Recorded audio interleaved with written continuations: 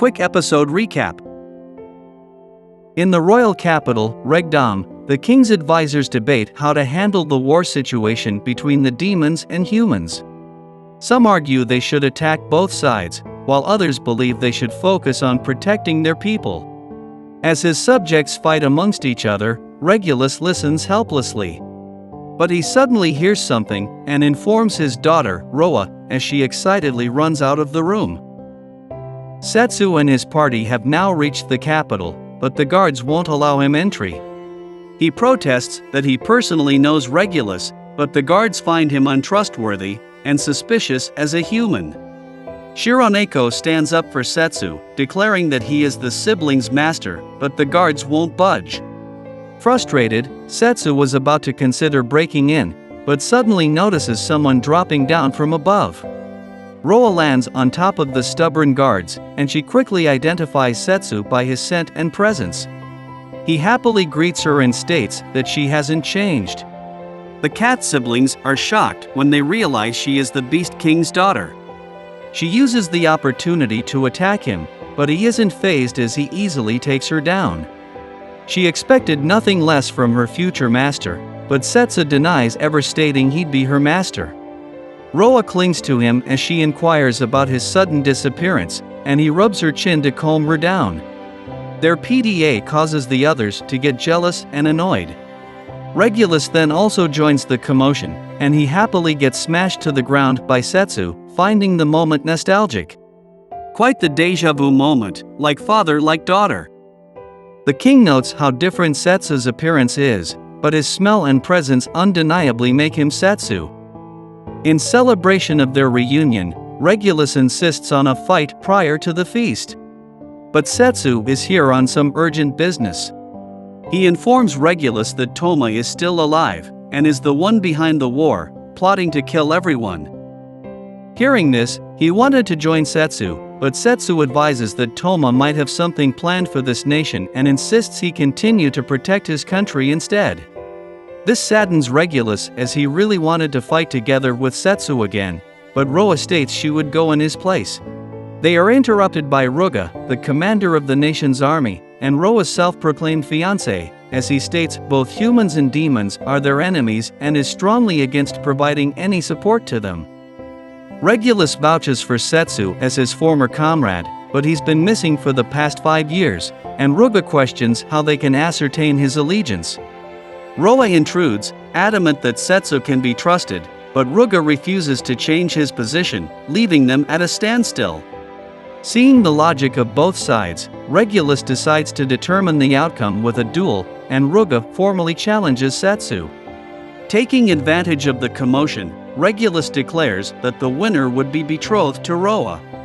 The fight will take place the next day at noon, and Ruga disdainfully tells him to prepare to lose. Setsu complains to Regulus for making more unnecessary work for him, but Regulus states it's the best way to gain the Beastman's support. Roa also begs him to help her convince Ruga, leaving him with little choice but to comply. As night falls in the kingdom, Roa asks Ruga for a moment of his time.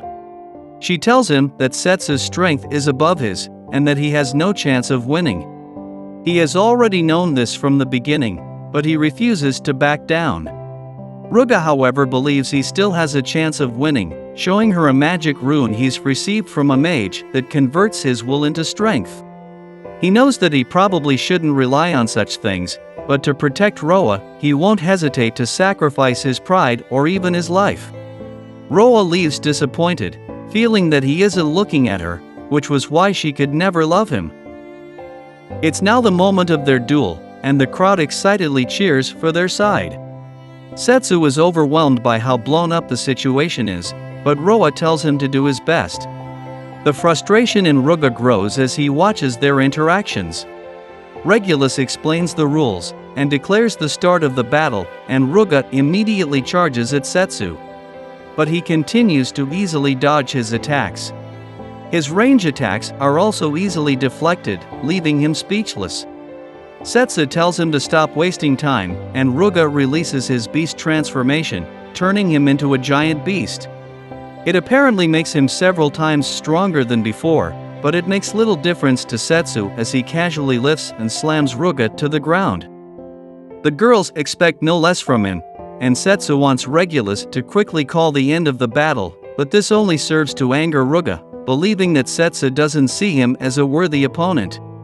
His frustrations activate the rune, and a voice whispers into his ear, mocking his weakness. In a flashback, Setsu was seen training Roa in the art of swordsmanship. She refuses to acknowledge him as her master, stating he'd have to beat her before she accepts him. Dueling is the way of life for the Beastmen, and he accepts her challenge as she charges in to attack him. Ruga was watching this from a distance away, and it leaves him very frustrated at his own weakness. Remembering the past causes his anger to peak, and he exclaims that he can't ever allow himself to lose. Ruga is now berserk, and blasts magic at Setsu, sending him flying. He immediately recognizes it as the curse's power, and Levi tosses him his sword. Ruga wildly charges at Setsu again, and Setsu slices off his arm, but it immediately regenerates. He indiscriminately attacks everyone in his vicinity, and as Roa approaches, Setsu stops her, warning that the curse can transmit to her. He wants to stop Ruga without killing him, and has Roa protect him while he starts to summon his sword, Gluttony. Suddenly, Ruga's head disappears as the voice from earlier greets Setsu. It turns out to be his enemy, Toma, and he explains that he had to stop Ruga, as he was unworthy of Setsu wasting his power on him. Toma wishes he could greet him in person, but he's glad to be able to see Setsu again. Roa angrily questions Toma, but Setsu blocks her from approaching. This triggers Toma, annoyed she's interrupted his moment with Setsu. Watching him protect Roa makes him hysterical. Frustrated Setsu would protect someone other than him. Toma declares that he is the only one that can make Setsu happy, so he'll get rid of all unnecessary life, wanting to live a quiet life together with just Setsu as gods. But Setsu finds him deranged, stating that if he dares to claim innocent lives, he'll cut him down again. Disappointed, Toma informs him that the humans have started their attack on the demons, and wonders if he'll make it in time to protect them as the hero. He insists he'll definitely win him over this time as he fades away, and the now headless body of Ruga falls over. With everything over, Setsu is left pondering. Regulus apologizes to him, blaming the situation on himself, but Setsu insists it's not his fault. He will be heading over to the demonic continent now to stop Toma, and Regulus would have a ship prepared for them. He plans to follow as soon as his army finishes its preparations. Bro fist moment. Roa continues to silently watch over where Ruga died, and Setsu asks if she's alright. She's fine, and states she can get sentimental later as there are more pressing matters to attend to. As they leave, Roa asks Ruga to watch over her.